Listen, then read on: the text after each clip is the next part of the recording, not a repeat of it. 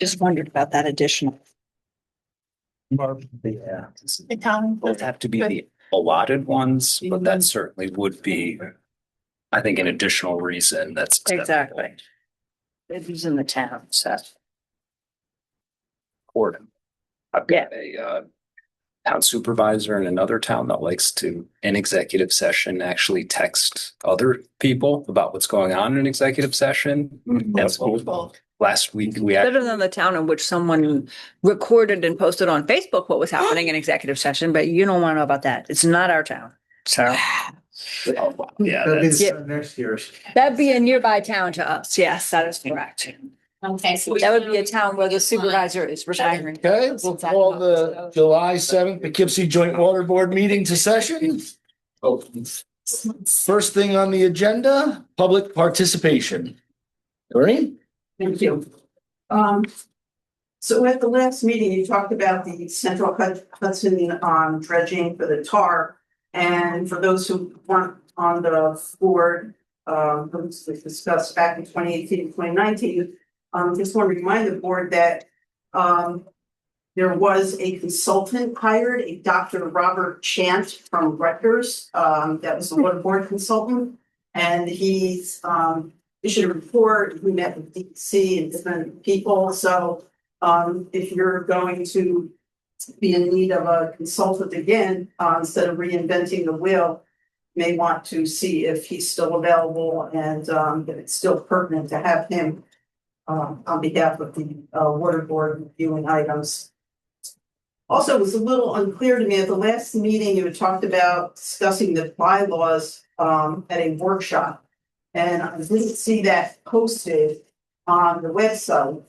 And so I don't know if that's going to be held as a separate meeting, but it's part of today's meeting. It also should have been, the records to be discussed should have been posted at least 24 hours ahead of time, part of the open meetings law. And again, it doesn't matter if you call it a workshop, it's still a meeting if you're having a forum and you're discussing business, so you still need to adhere to the open meetings law. And the last thing is that a reminder about posting of records 24 hours in advance. If there's any resolutions, any things that weren't posted, that presumably because they came up at the last minute, they should be made available for the public at the meeting. Thank you. Were the bylaws circulated as part of the package of documents for today that were posted online for the public? I circulated them to the board. I Okay. did not post the bylaws on the website. Okay, that's great. Thanks. Any other public participation? Sir? I'm good, thank you. Oh. Okay, next item of business is approval of the June 2nd minutes. We have a motion to approve. So moved. Second. All in favor? Aye. Opposed? Okay, Central Hudson update. So I would like to welcome some people online that are from the health department as well as Central Hudson. And I would like to speak first. I can unmute yourself. Betsy, I guess, would you like to speak first? Sure. I'll kick it off and then I'll probably give the floor to Jerry Pratt at the DEC, just to introduce maybe some of his team members there from the Department of Environmental Conservation. Jesse Gallo, Environmental Coordinator at Central Hudson Gas and Electric. You'll see Joe Jenkins is also on the call from our Corporate Communications Department. We're here really to provide a brief overview of the project that we have coming up starting later this month. That'll probably extend for about 8 weeks or so. What I'll do maybe after Jerry introduces his team, if I can share some information. I don't know if I can share the screen or not.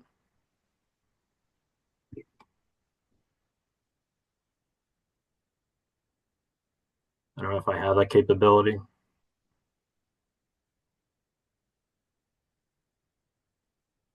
It made you a host, so you should be able to do that. Okay, I'll kick it to Jerry just to introduce his team members, and then I'll put together a little slideshow. Hi, everybody. My name is Jerry Pratt, and I'm with New York State DEC. And I'm the current project manager for this site that Jesse's going to talk about. And I also have on the line with me from DEC, Sarah Saucier, who is my supervisor, and Caroline Gelenti, who is also supporting us, supporting me and Sarah in this project as well. And looking forward to talking with everybody.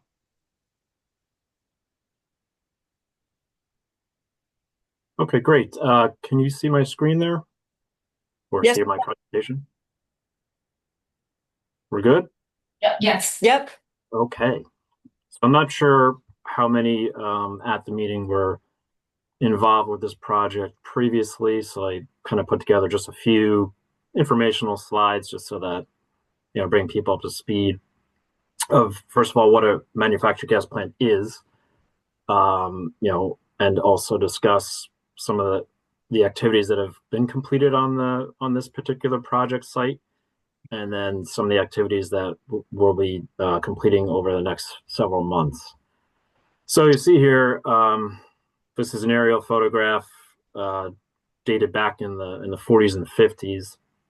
It shows what the manufactured gas plant kind of looked like, or it actually looked like this, obviously. You've got the walkway over the Hudson there, which was an active railroad trestle at that time. You've got some infrastructure at the base there on the eastern side, is the forefront of the photo. You've got some tanks, a couple of buildings, a Horton sphere, that's that round structure almost in the dead center of the lower of the photograph. And these things are all built prior to there being natural gas as we know it now. So what occurred over history was when larger cities or even medium-sized cities were built, and originally what they did is they heated coal, sometimes oil, and created a gas. And this is what was originally piped through gas pipes into cities to create lamps, light lamps, and create street lights. That's why you have gas lamp districts in some cities across the country that have remained preserved. Over time, it became more prevalent. They obviously observed that they could do a lot more than just light streets, and they piped this gas into houses and businesses and used that for cooking and heating. And then natural gas, as we know it today, became a little bit more efficient, generally back in the 40s and 50s, and even into maybe early 60s. And these manufactured gas plants were decommissioned across the country. New York State, I believe, and Jerry could probably correct me if I'm wrong, but I believe the last I remember, there's somewhere between 350 and 400 manufactured gas plants across the state. They're very concentrated in larger cities, like New York City has dozens and dozens of former manufactured gas plant sites. They're not as prevalent up in the Hudson Valley, only because, the population is not as great. The cities are smaller, and a lot is generally rural, where there was no natural gas or no manufactured gas piped to different businesses or residences. So I'll turn the slide here. So this particular manufactured gas plant, I'll skip through this, operated from 1911 to 1955. There's another aerial there that just shows a little bit better perspective of the infrastructure and the buildings that are in place. Also to the left of that photo is the Dutton lumber business that was there, which now is, I think it's One Duchess Ave, or I forgot what the name of that those townhouses and condos are called. And they actually owned the bottom corner of our present day property as well at that time. So where we have current natural gas infrastructure, we have a regulator station there. That was formerly owned by that lumber facility as well. But this shows various buildings, various infrastructure, the tanks that I mentioned before. Essentially, those tanks are almost like billows. As gas was created down in the plant itself, it would be piped into these tanks that expanded. And as that gas was used, the tanks would obviously push down, and was gravity. Essentially, it was pushing that gas out into the city there. Since then, since operations ceased in 1955 at this particular MGP site,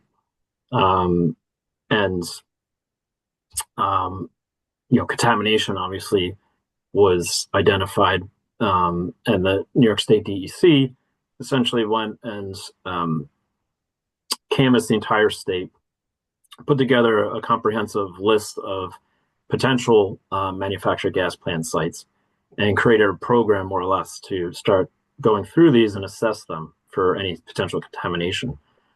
So Central Hudson, along with pretty much all the other utilities in the state, were part of that back in the 90s, when preliminary phase 1s and phase 2s were conducted at these sites.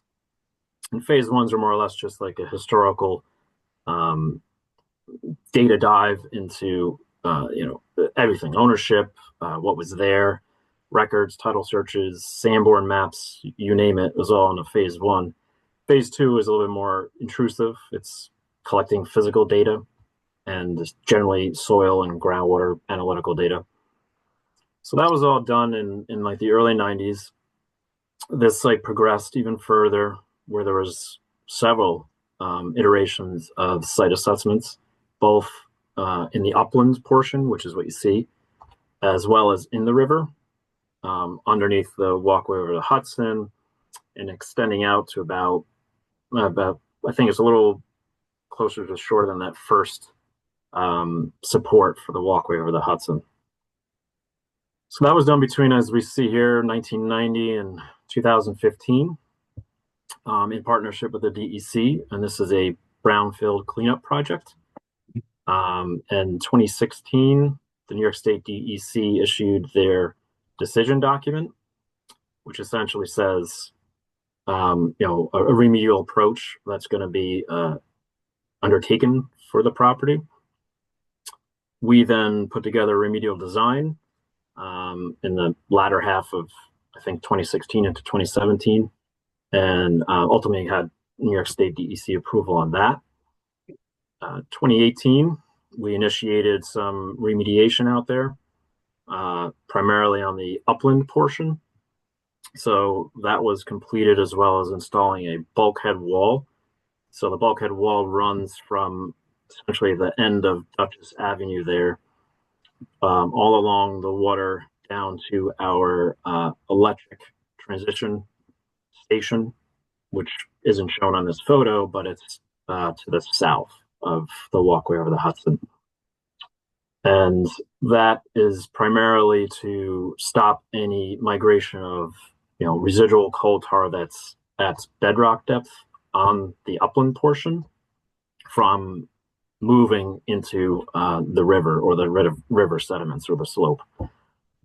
So that was all completed in the 2018 timeframe. And then we switched to the in-river portion of the remediation.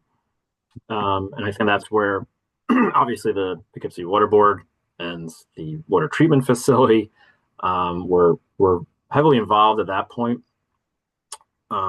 especially during some of our iterations of attempting to kind of come up with a design approach to remove the sediments. And as you recall, I'm sure some of you do, that there was a moon pool that was just could not be constructed after we attempted in the river. We did a full-scale hydraulic dredge pilot test, and that also proved that that would not be an effective means of remediating all of the sediment that would have to be removed per the decision document. So after all that work was done, roughly, and I think by the end of 2022 there, we developed focused remedial alternatives, which kind of took another look at potential remediation pathways here. Submitted that to the DEC.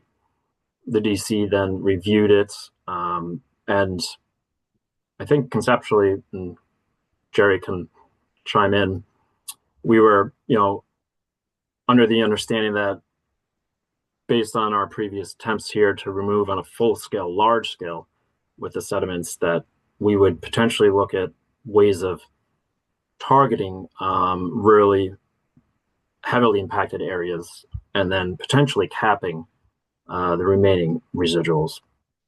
So that's been discussed with the DEC. There's been some back and forth, and that's in the 2023-24 timeframe, where we submitted some documents, and then the DEC ultimately accepted the potential to revise our remedial approach out here. And what we're doing now was it's called a pre-design investigation. Essentially, it has us going out into the river once again to collect some more information. So this is sort of twofold. The DEC, in conversations with them, wanted to get some more recent data or up-to-date data, because as you see in the beginning of these bullets here, a lot of the data was collected 10, 20 years ago. So, we want a design that's useful, obviously. We want some information that's useful in creating this design. So it's more or less a refresh of some of the data that we've been relying on now for quite some time. And it's also to essentially identify areas that we would focus this target removal. And let's do the next slide here. And this you'll probably recall from my email that was distributed. This is essentially copied and pasted from that. This is a bullet list that I just kind of whittled down the work plan, just so it's just easier to comprehend. Just pulls out the major points. We have our consultants or engineer of record on board, and that's AECOM. They've selected a contractor for the drilling. So it's approximately 26 to 34 6-inch diameter bore holes that would be advanced roughly 10 to 20 feet below the sediment surface. So in this area, we have about 60 feet of water to the sediment surface. So you're talking about somewhere between 70 to 80 feet below, the top of the water. So it's a decent depth. It's not easy, but we've done it many times out here before. This is utilizing direct push technology. So I don't know if there's any knowledge of that, but it's not a standard auger drill rig, like the big drill rigs you see that spin an auger in the ground. This is just pushed hydraulically down into the sediment. Essentially, very little noise, if any. You don't have the pounding that you would have in some of the other drill rigs. And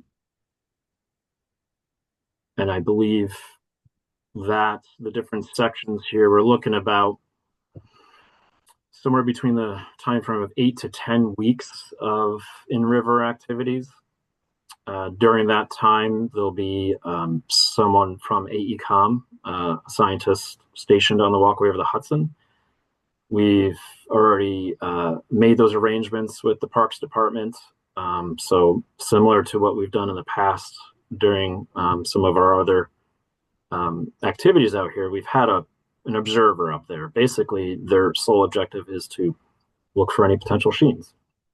And then they have a radio that goes right down to the folks on the barge, and they communicate.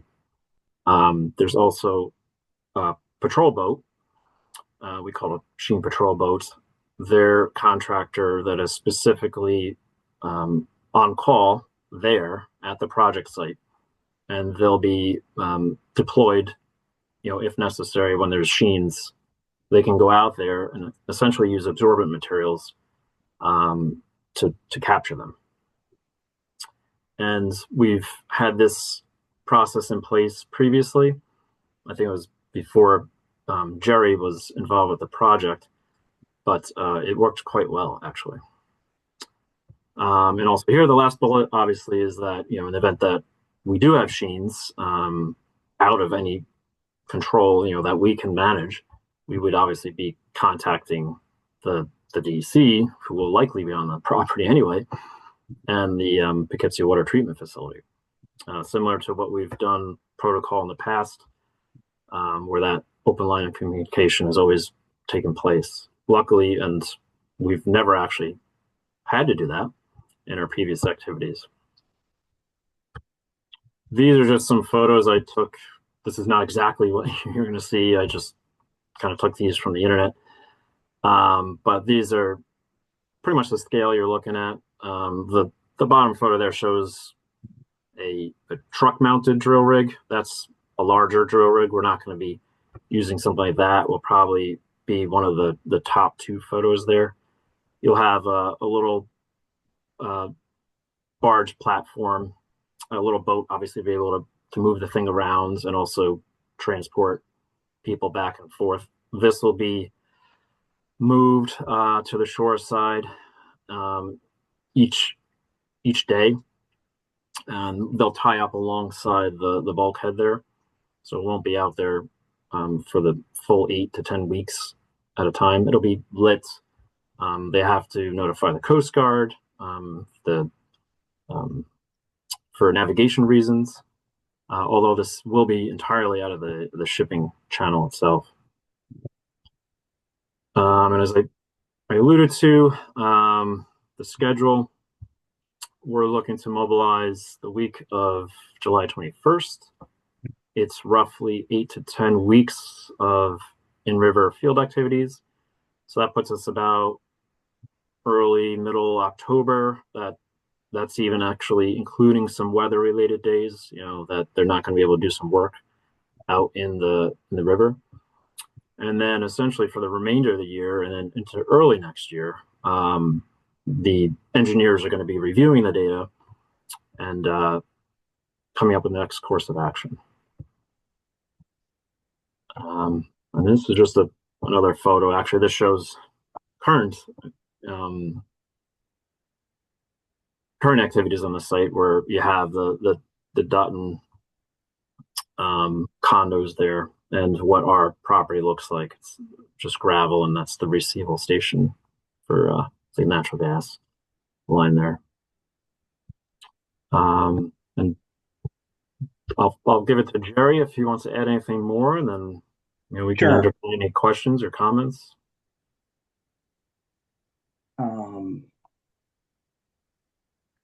If no one has any comments to that, I could just jump in to give you our part in this process and project. I just had a quick question for Jesse. Does cloud cover affect if the scientists are going to be able to see the sheen or not? I mean, can they see it on a cloudy day, on a sunny day? Because recently we have not had many sunny days. So the answer is yes. However, during weather events, so if it's like the thunderstorms, for instance, we just had, we're not going to be working in those. They're not going to be out in the water, obviously, in any sort of significant storms. They will, as we've done previously, is that we wait, obviously, till well past the sunrise, and then we're done well before the sun sets. That's the big thing, is like if it becomes too dark outside, that really limits what we can visually see on the water.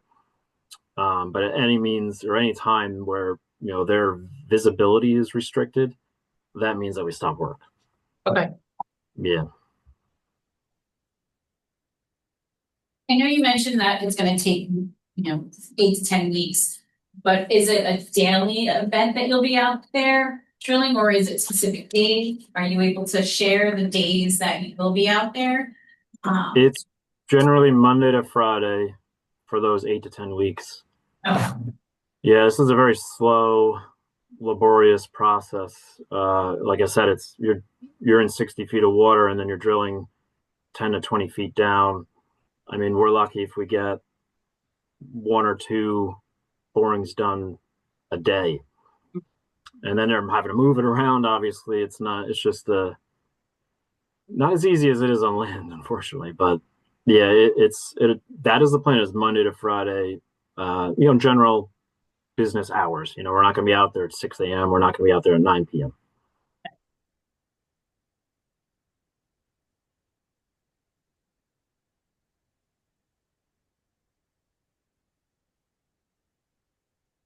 Okay. If there's no other question, I'll just jump in and I'll start by saying that the DEC's involvement in the project will be to oversee the work that's being conducted by Central Hudson, and will be on site to monitor the ongoing activities on a daily basis. As part of our oversight, we require environmental controls to be put in place, some of which Jesse talked about in terms of being able to control any sheens or contamination that might come to the surface and start floating away. Central Hudson was also going to be required to do air monitoring for the work. Even though it's in the water, I think there's still some, there could be releases of some of that coal tar odors during the investigation. We'll be on the boat as well as up in on the walkway over the Hudson, to also to also see what's going on above and on site on the water.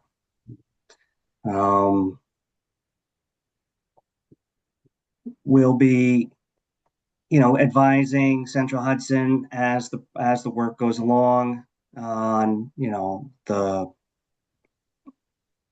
progress, and we'll be in constant communication with them throughout this investigation. I think my contact information has been given out either through the emails or Jesse, I don't know if it was in the work plan or not, one of the contact things, but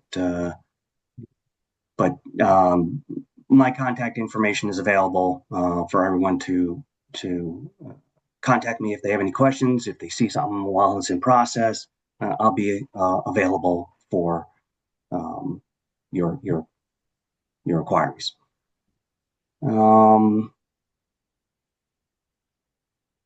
That's generally how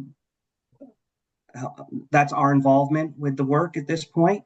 We've gone over this work plan extensively with Central Hudson internally. We've had a lot of input from a lot of different divisions on this, so we feel like it's a good, sound work plan to get, like Jesse said, a good current conditions type of view of the project overall, as well as getting into where we want to target a removal. As Jesse said, this project's been difficult technically, and we've been trying to get it essentially to a manageable size to get something done. I think we all agree something has to be done, and we're trying to get there with this approach. And we'll see how it goes, but we expect to be moving forward the project and overall remediation of the site, starting with this, and we'll continue to move forward in a consistent manner. But as someone who's relatively new to this, can you talk about what would happen after October? What are sort of the upcoming steps after this step? Sure. Oh, Jerry, did you want to talk? No, go ahead, Jesse. Okay. I'll back you up. So all of this data, it's going to be a lot of sediment cores, sediments. We're also doing different toxicology on different organisms. A lot of different studies on the information that we're going to gather here.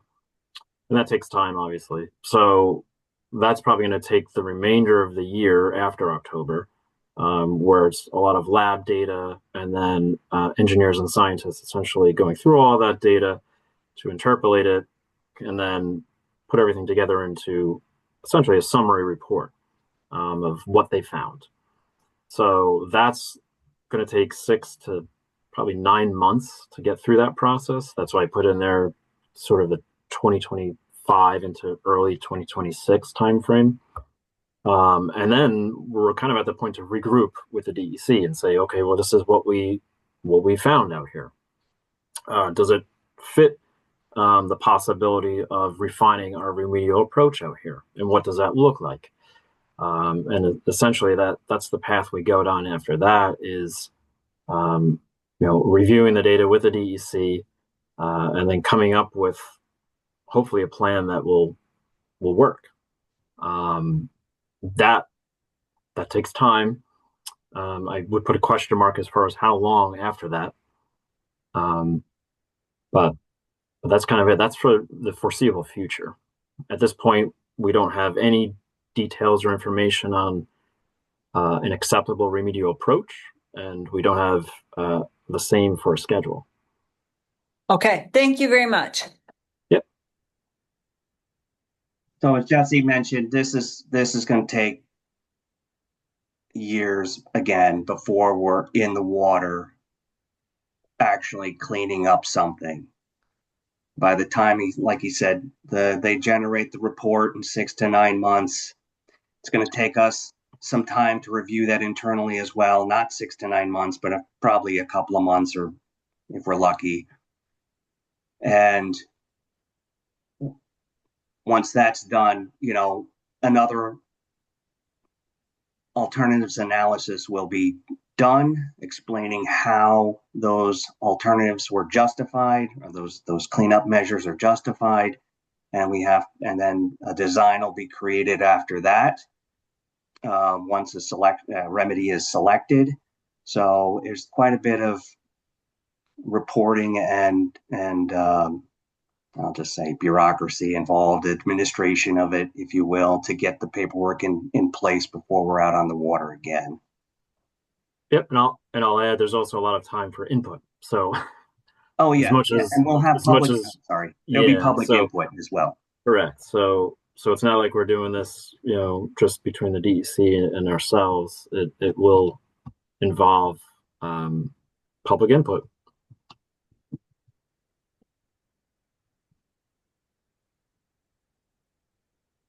What does the property look like when you guys are done remediating? Like, do you have anything on that property now? Are you going to sell the property and it'll be developed, or it'll always stay Central Hudson? There's infrastructure there.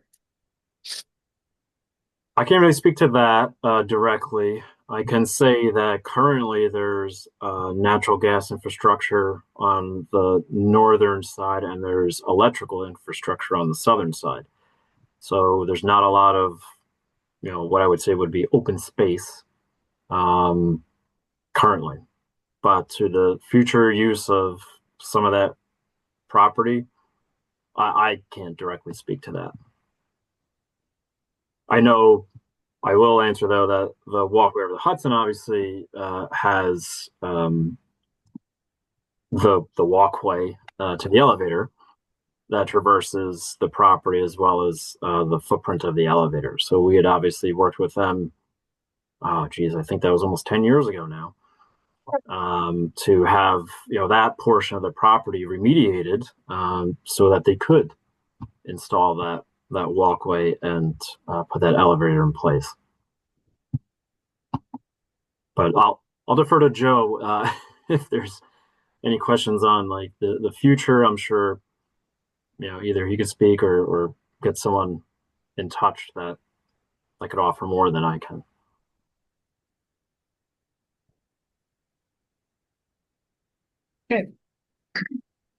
So I guess that's it, then, done. I appreciate you guys coming in and explaining what's happening. Bring us home. Sure, and if there's any questions, feel free to obviously reach out. We want to keep it open dialogue, and we'll obviously keep you apprised of how the project goes. And that's it. Does the health department have any concerns with this at all? So, this is Jim Upright with Dutchess County Department of Health. Let me speak a little bit. We reviewed the work plan. What they're proposing for their investigation is minimally invasive. It's probably the best available technology that they could use. Our concern is what happens after the investigation, and obviously they don't know. So that's where we're concerned at this point. But their safety protocols and they've learned a lot since the first time they spoke to the river. Could you guys hear that? Yeah. Yes. We have good mics. Okay, then. Well, thank you very much. And jump off whenever you'd like, or you can stick around and listen to the rest of the meeting. Thank you very much. Thank you. Thank you. Everyone have a good night. Night. Good night. Okay. Okay, next agenda item.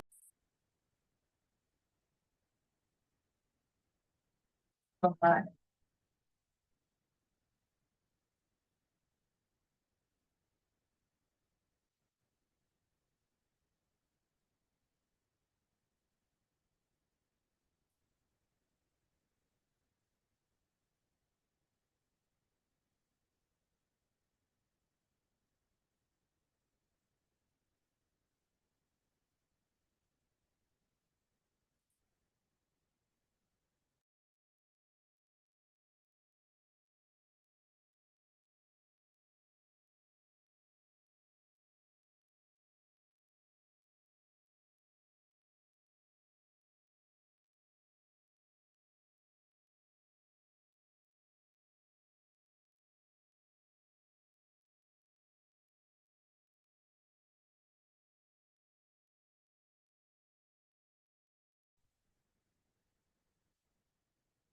Okay.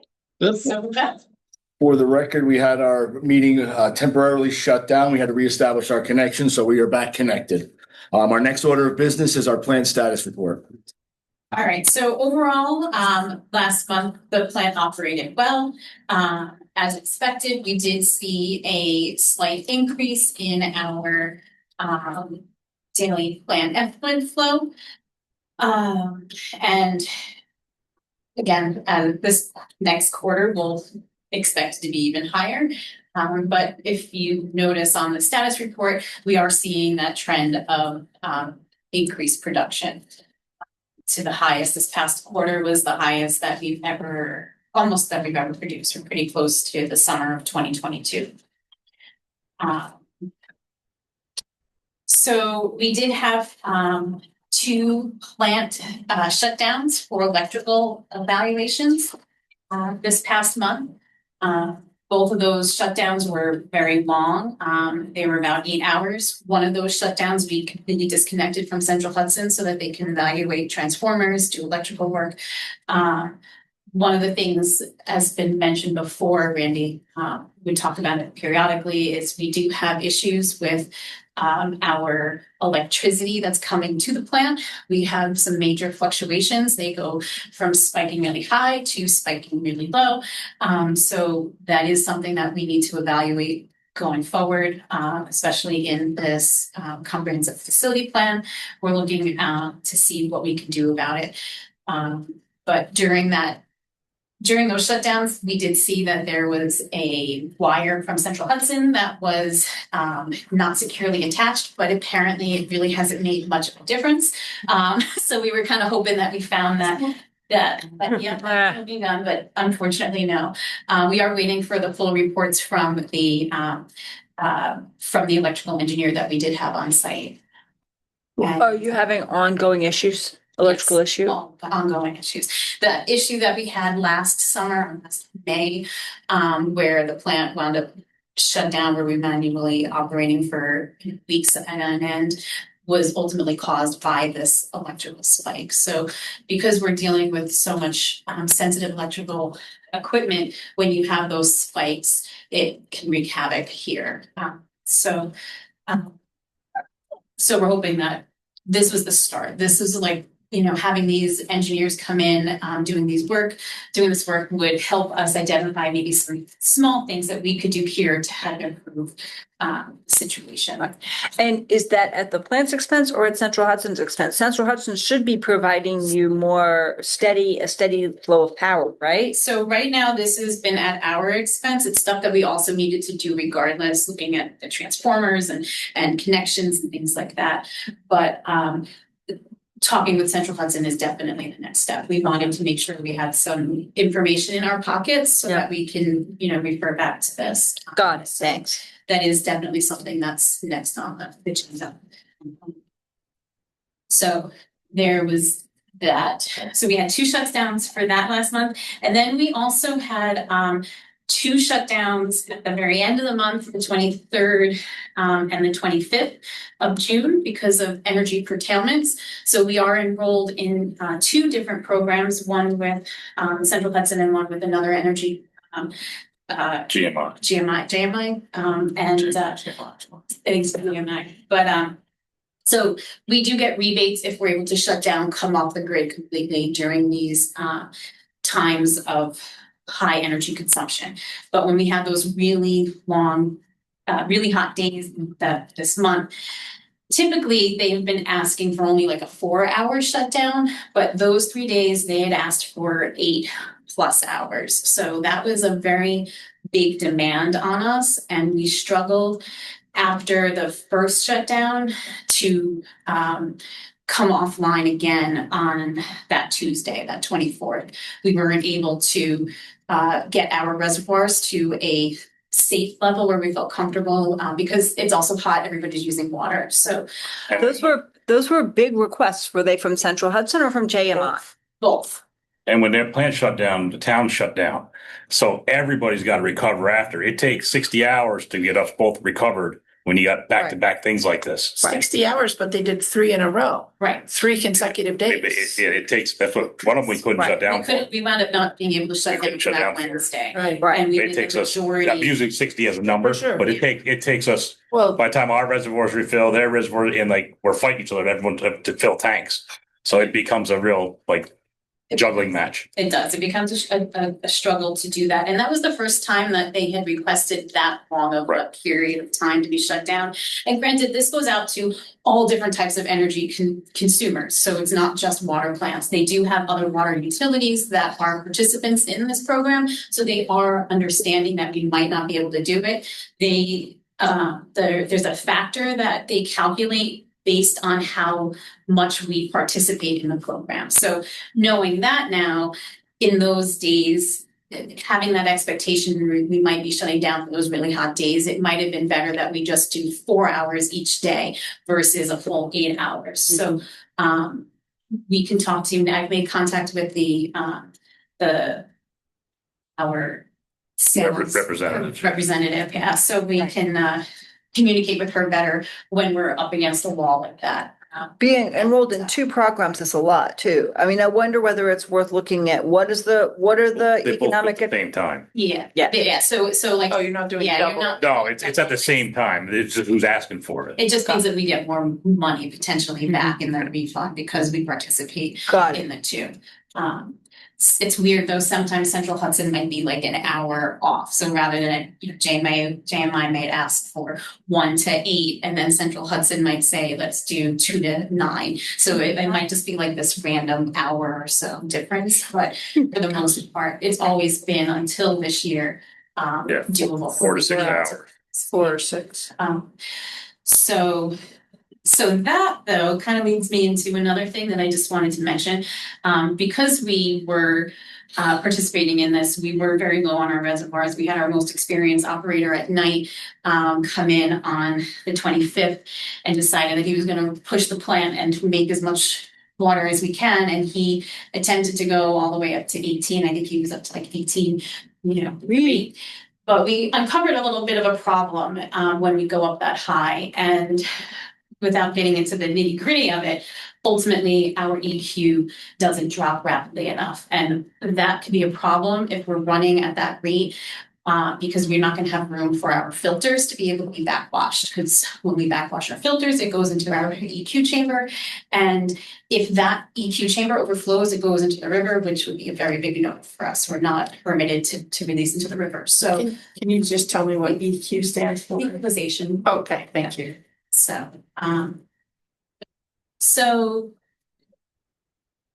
we determined that part of that problem is our sludge plant and the hydraulics of how this flows.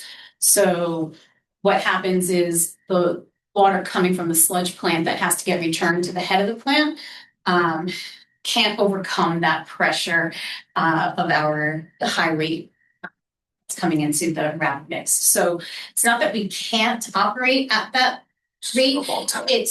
It's that we have to be mindful and make adjustments of our process in order to do so.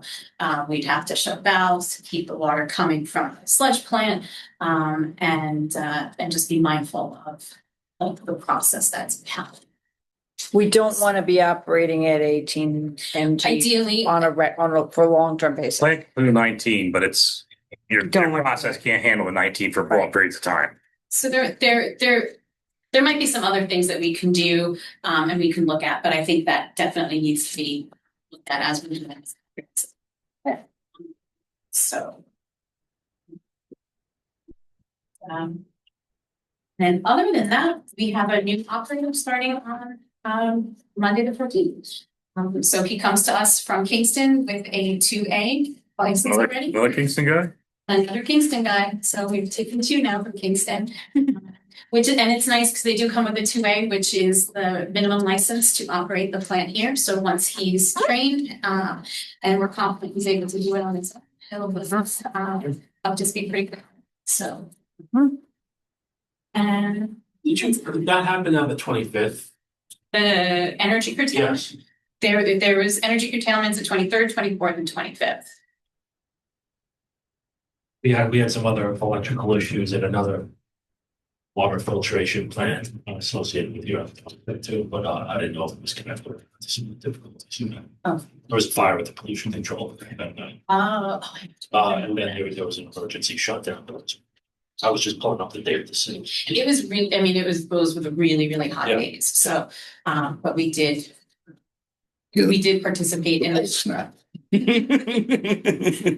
That's, But all That's- of that, and that was a mess. That wouldn't have Yeah. impacted this whatsoever, you know. Nope. that's the sewer plant? Yeah. Yeah. It's Lost our main it feed. wasn't, it's a long story. They were obviously distracted with good work going on, just Great. So I don't have anything else as far as the facility reports. Okay, project status report. Filter under drain?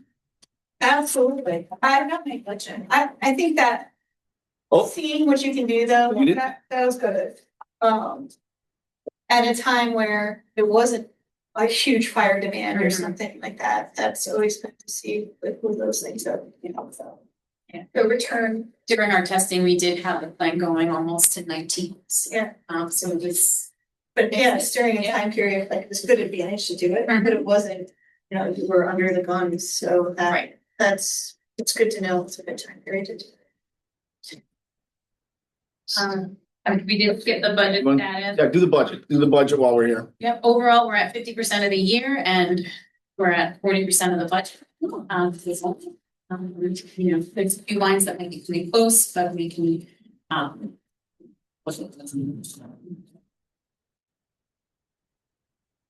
if you have any questions? Good place to be. Thanks. Now the filter under drains. So. Since we last met, we have not got the final contract approved, so we have not proceeded on the final design. We did have a really great meeting. Trying to remember if that happened for the last meeting or the meeting after that, where we discussed the connection methodology of the stainless steel under drains and then came to an agreement about the level of warranty that would be provided or requested specifications. So that was one of the topics we just wanted to nail down, but at that point, we're at this point just waiting to proceed, which I think maybe could happen under old business. I don't know.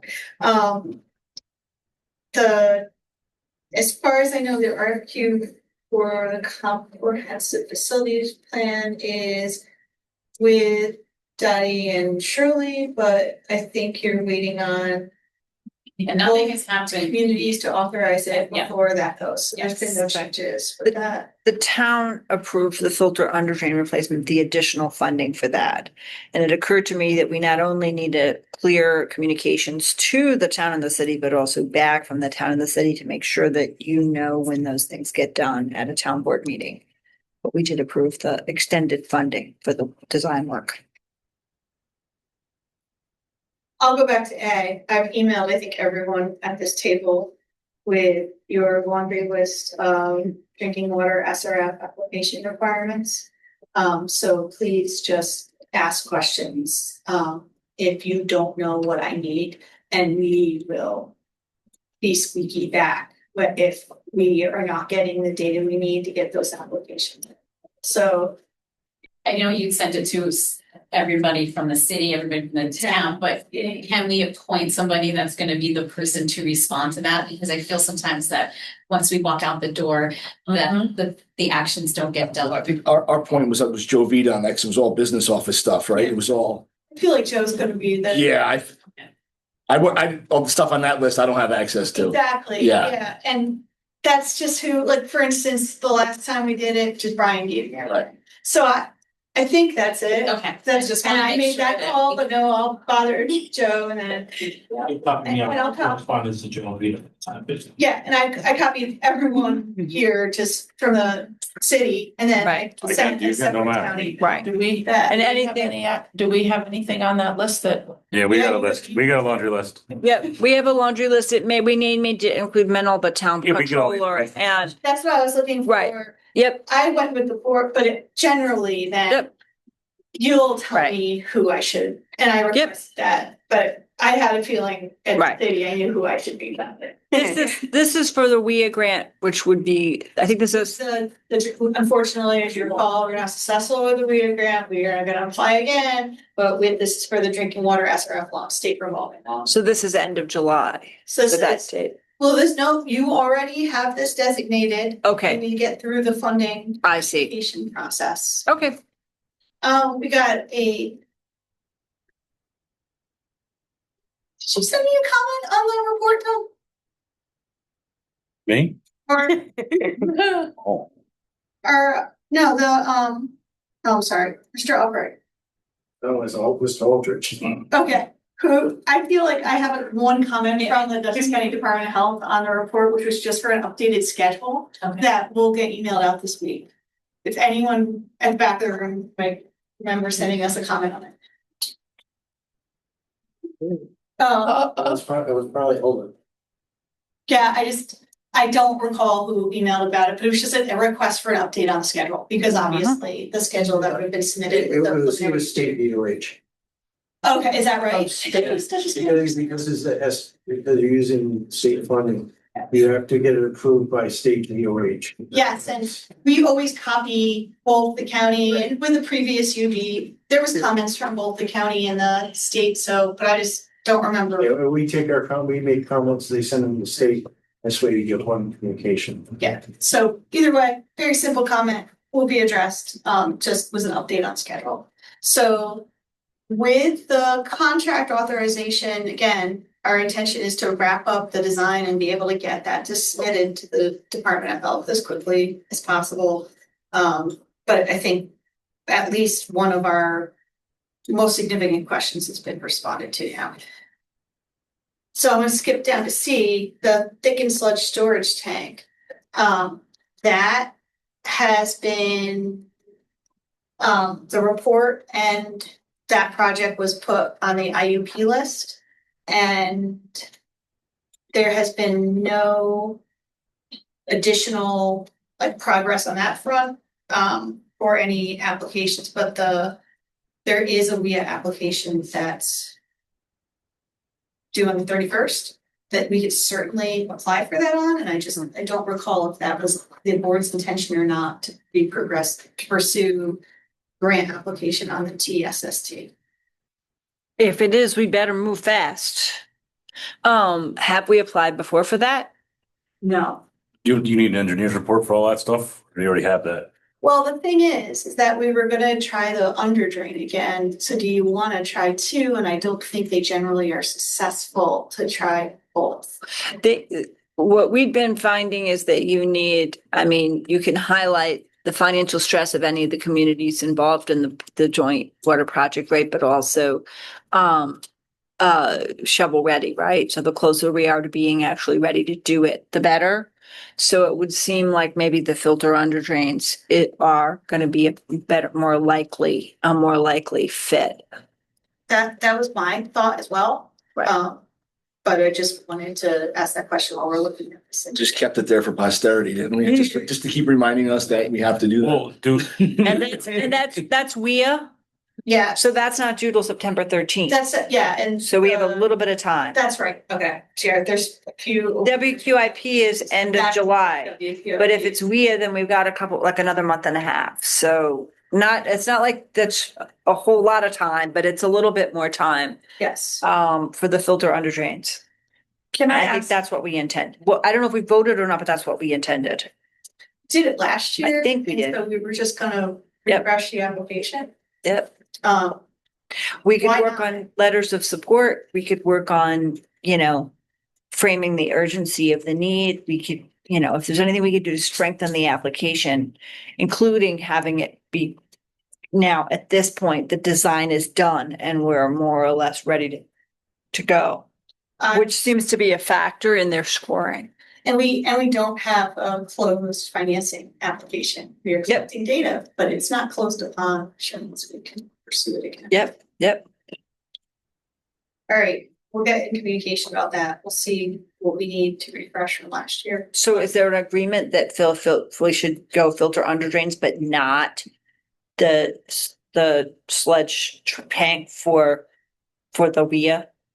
We might need to vote on that if we haven't voted yet. The board needs to vote to approve the grant application. Do we have a motion to approve the filter under drain replacement grant application resubmittal? For the state This- WIA, right? The state, So moved. Make a motion. second, Second. all in favor? Aye. All opposed? Unanimous. Now, should we be considering to have an engineer's report for the solids tank? It's So that- it's done. oh, that's It's done. Submitted, it's. Okay. The IUP. Okay, I wasn't sure I lost that, so I'm like, because I know you gotta have that with all the grant stuff. But That's one of the things you gotta have We done. think two is, we're not likely to get both. Does applying for both increase our likelihood of getting one of them or decrease our likelihood of getting either of them? That's a good question. Why don't I call? That'd be and just great. Chat about the two projects. And if they think they encourage us to apply for both, Two separate, completely operations in the Yeah. process. Yeah. So it might be like, yeah, no, it's, you're not fighting yourself against one when they're right? two crucial parts of the process that need to be in place. And if one of them scores higher than the other and that gets us in the door, then Well, when the under drain failed, the plant lost capacity and had to Yes. take down a whole train. And Yeah. that's significant. I'm trying to see if there's narrative in my head that there's certainly cost impacts to the community and operating costs to, if you have to truck, if you have to truck more often and remove solids, that certainly is impactful, but Remind me I'm where not we sure truck it to? has the chop Goes up of Dudley. the filter under drain, it has the significance toward a protecting public health aspect. Hmm. But no, why don't I have a chat about that and just get confirmation Okay. what the recommended approach. But the last time I asked about this, we were optimistic we could be successful with some grant funding. Yep. And they recommended we just pursue one, because at that time, the Thinking Sludge Storage Tank PER was about to be done, Right. get it in there, so. We're doing a lot at once here. That doesn't mean there isn't even more coming down the pike, but Yeah, is the sludge tank urgent? So from what I've, my understanding, it's something that needs to be repaired. They keep, plugging it, and eventually it's one of these things that eventually it can be an issue. They can ultimately, my understanding, operate it with a lower volume, but that will also affect Right. process. Well, right. Finishing that sentence, eventually, seems like the way to get at what's the public health impact here, right? yeah, I'm just saying between the two. Yeah, no, absolutely. Right. Yeah. But, I mean, I think we've voted to do one. If in a conversation with them, it seems like it makes sense to also apply on the second one. We could vote to do that in August, on August 4th. We have time, Yeah. but otherwise we'll assume it's probably not a good idea to apply for both. Agreed. Unless they say, this is the year for some reason. I will follow up. Okay. Can I just ask a quick question? When you said there was no progress on the IUP list, does that mean we haven't? You said. There's been no progress on the filter under drain final design because we haven't. Oh, no, executed I that thought it was the contract yet. IUP list you The said. TSST is on the IUP list. That was due. Oh, Do you now have both the city and town's approval for the filter under drain replacement? Because if we're gonna apply in September, we want to have a timeline there, like we've got the fund, we have the funding in place and we'll be finishing the design by November or whatever, so that the state knows that we're ready. Dylan, where are we? So on that, we do need to do an amended resolution just for the increased value just over the last year or so. Right, that's which what is- the town did just last week. Yes, and I don't believe the city's done that yet because I think we need the resolution. Yeah, we don't have the resolution. So- We took action previously though, Mhm. 2 meeting cycles ago. Yeah. Not with the amended items. Okay, so there hasn't been a formal vote on the increase from the 498.3 to 535. So I would recommend just making a motion now to increase the budget to T&B for the design and repairs for the Well, I have construction. full authorization over $70,000. Okay, I've had no additional authorization since the 70. What are the amendments that need to be made? so I know the initial contract for the total T&B amount was for the design repairs through construction phase services was in October of 2024, which has that $70,000 that's been approved so far.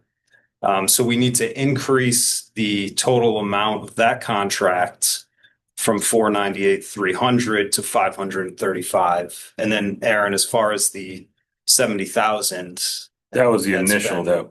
approved, what do you need now, I guess would be the question, because that's as far as the number. Maybe we haven't done what we need to do then. So I'm now very confused. About this for 6 months straight, and I don't know how to help it. we did though. We did the That's what I- 70,000. We did this. Yeah. Yeah. Right, I think that this board did approve that. Yeah. And that it came, common you council. sent us a draft Yeah, resolution, the town board has approved it. Cycles ago. I didn't know if there Yeah. were additional amendments needed. No, that's Yeah. been the only amendment was, again, many months ago, and it was to account for the WME compliance, that we didn't have a subcontractor involved, and then we needed to do an assessment of the air sparging system. And it's all detailed. I sent it to this board, like, practically, I didn't send it this month because I thought we were here, but almost once a month I've said, Yeah. okay, here's our. It was part of the amendment, action here's that, our- council member, McClinton took to the board, the Right. council, 2 cycles ago. The meeting schedules in, December get a little wonky, but like roughly about a month ago, we took action on it. Yes. I'll make sure that information is relayed to you. Dylan. Yep, you can check the town board of the last Okay. two, like 2 weeks ago. Last week, last Wednesday, but I think we're up to date on this. Someone, I don't remember who now, either I have a signature from the city or signature from the town, but we Yeah. had modified the contract to have both a town signature and a city Yep, signature. I think you have my I believe signature. I signed first and then it went to you, or maybe Okay. vice versa, but I'm pretty sure. Yeah, I think you did. I think you Yeah, did I too. think it's done. Yeah. Yeah. I thought it was done. This goes back to Rebecca's first thing several minutes ago, where she said we have to designate someone who responds from the town and from the city back to Dottie and Aaron. Actually, it's in the bylaws. So next month when we discuss the bylaws, it's actually in there. If we follow the bylaws, we have a process, I think. It unfortunately, Chris, it's the chair. Sure. Sorry. Everything's electronic. Yeah, right, yep. I'm not delivering by horseback. But if we, somebody from the town is gonna have to tell Chris Yeah. that we passed the resolution. Right. That's the part that might be missing. Right. Yep. Well, we executed the contract the day after the board meeting and sent it back. Because after Okay, every board okay. meeting, the legal office Okay, identifies any contracts or any things that we did, signs and sends it back. Now, where that back is, we have to check. and Who's make on sure. it, so everyone Right. knows what's. Right, but we did send it, we signed, but we we're all on that. approved it, signed it, sent it back. We're all on that chain. Yes. Yeah. 2 emails. I'll recheck on what was passed. So, Aaron, do you have everything you need then? It was. We did that. We know we did. I remember talking about it. Signatures at the bottom. Okay. So until I have those, sorry, I'm not laughing, but I'm laughing. No, I'm Right. really like to. Right. But. Who at the plant should be, Sorry. right, who at the plant should be, who in the city or at the plant as part of the administration should be sending that to you, Aaron? I mean, if I get it, I can send it. That's me as well. Yeah. But I thought it got sent there. Like that stuff gets funneled pretty good. And then there was a question about not having a resolution. There was a huge conversation. Right, then it went back. I talked And then it to, came back. Yeah. Joe Vita. Mhm. We thought we had it. And then there was another question back of, but is there a matching resolution? And then Dottie went through the minutes and Dylan went through the minutes, and none of us in any of the minutes found, even though we have this, all of us have this memory. What do they call it? That collective memory. We're sure we did this. None of the minutes reflected that this board passed a resolution to execute this. At this point, I just think it was so long ago. That's why. But how would it have? You may not have been here yet, I don't know. Boards and councils. No, I discussed we it. didn't pass a with the resolution, how would it so I affect- do. The common council and the town board. It wouldn't have. Yeah, definitely wouldn't have. Yeah. Right. I can resend the document, but what needs to happen from that point? I think the action items have already happened. Okay. I don't know if resending the document would be, I'm almost positive that it's been fully executed. Me too. And we can. What about the last meeting before, There's But I two. Rebecca had to sign stuff. You remember seeing my signature? Don't think so. Right. No. I think what we may have is two Last copies, each meeting- of which has, last meeting before, they had stuff that you had to sign. That's Yep. what that was. I'll check and make sure. It was very beginning of the meeting, right before meeting started. What's his name brought it? So I think maybe the confusion is the contract that was approved was just for T&B to be the board engineer. That's what it was. That's the one. you found Rather last than time. the underdrain contracts. Yep. I That's think Now that's we have now done both, I'm quite sure. both. Okay. Yep. And one of them I had to sign. I seen on an email, somebody had to sign. I hadn't seen that to sign. For something. I don't know what it was, but I remember it was one of the emails you sent out that I had to sign something.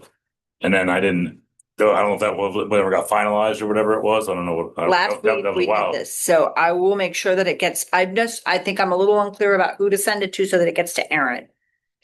But if you send it to the whole group, then we send it to Aaron and to John. It gets to you. That's Yep. cool. Actually, am I remembering that the last board meeting we had in the town of Poughkeepsie, we only finalized the 70,000? No? We finalized what I had as the most recent resolution. Okay. I'm gonna take it, I'm gonna send it to Aaron and Dottie and they'll 535, see if it's correct. signed 6/12. Oof, by the city. Yeah, And our meeting was actually after yours because 535. we couldn't get it on the agenda fast enough. Was that for tie and Vote bond? now on Yeah. the official resolution, so we have it and we. No. Tie and bond. And whatever we need, this way we can just. With the filter valuation and design. Have here. That was my. It's $535,000. Right. Go through Yeah. it one So by I remember I one. had to explain it to them in pockets. Yeah, Why Yes. we had to pay And that. then yeah. backfill based on what everybody is missing. Yeah, because I think that's, Yeah, don't wanna go another You month. guys signed, Yeah. Ty and Bond signed 4/3. City of Poughkeepsie signed 6/12. Okay. And that's for, And it was sent, that's not to hire Tire and Bond as the engineer, it's for the filter. it was sent on the 12th, I believe. Yep. Yeah? We're not giving ourselves enough. No, not at all, not at all. Okay, it was, I just had it up. Kind of Groundhog Day. This feeling, okay. For a contract. And it was sent. Yes, Right here. no contract renewal, that should be That's it. it. There you go. 5/3, right? And so we have a version with the city's signature and not with the town's signature. Okay, Yes. then I don't know why you would have it, right? Print that out? I forget a lot of stuff. Yeah, I'm gonna find it, while we wrap up this meeting, I'm gonna find it and show you what we passed last week and we'll go from there, okay? Thank you so much. Of course, I don't know what the issue is that we didn't get it back, because I got it, signed it, forwarded, I thought I had sent it back. But let's keep going here. So did we, do we wanna just take those votes just to make sure in case we're, this way we're not putting everything off for a month if something is missing, but that's my Yes. concern. Take a vote today Take a vote to today, ensure go that this through- board did that. Exactly, so we, We need a motion to vote on the $535,000 to Ty and Bond. Second. All in favor? Aye. Okay. Yep. Any other questions on the project statuses? Great, all right, there'll be more emails on funding obligations. Okay, great. great. Okay, old business? I just wanted to verify that we are going to discuss the bylaws in the August meeting, or is it a separate meeting? I wasn't sure if that was old business or new business, I don't but know. having read them Talked at this about it point, before, I would but that's recommend old that, business. I would recommend that we talk about it at the next meeting. The bylaws are more based on what's been going on, the IMA conversation that was had a few months back. I think we just need to all read the bylaws and there may be a couple of things we want to discuss in terms of changes. But I think it can be done at a regular meeting, provided we don't have a zillion other things on there. We should be fine. Just a quick discussion, like the bylaws are like archaic, like it's nothing what we do. Well, to be honest with you, I never knew there was bylaws. When I was a- Right. I think how many members, like, hey, you're on the joint board, here's how it operates. Oh, okay, thanks, I know. Yeah. You don't get that. We don't Well, operate like this. Dylan found multiple versions and I so know. we had to clarify, this was part of what the IMA was about, was clarifying Right. what the current version is. But I think they were not circulated to the public as part of the minutes as part of the agenda today. So I think we should put them on for August 4th and have a conversation there because I read them and I have some things for Let discussion. me ask you another question. Do Yep. your town's bylaws conflict these bylaws? Because I believe the city bylaws on the water board conflict with these bylaws. Right, Like how the elections go and who serves and yes. what gets done. It doesn't Opposite specify. department. It doesn't actually specify. It just says that, the city and the town will each be authorized to appoint 3 members to the joint board. So, But it also says that Dottie works for us, the board, where Dottie's a department head. Yeah. I am. Wait, Randy always said that this was a very strange Sorry. position because I'm really an employee of both. Yeah. And yet, but the city administers the personnel aspect, so, right, but that doesn't make you a city employee, right? We've been through this before. I mean. It does. You're We an don't- we employee don't of the employ her. joint water plant. You're an employee of the joint water. plant. Department head for the city. She's the Right. department head, right, for the And city. we don't pay and we don't have money. Right, the board- Yeah, we can't do anything. Right. Right.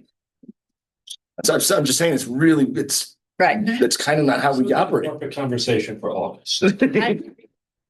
August. Yeah, absolutely. I know when I read it, I'm like, I gotta go back and read this again because I have Yep. bullet points that I picked out. I'm like, wait a minute, where's that? Like, Right. just, Yep. Yeah. and it could have been minute Understand things. I'm why- like, just like, We need to have a conversation about whether we are changing our current practice to conform to the bylaws or whether we are changing the bylaws to conform to practice so that we're.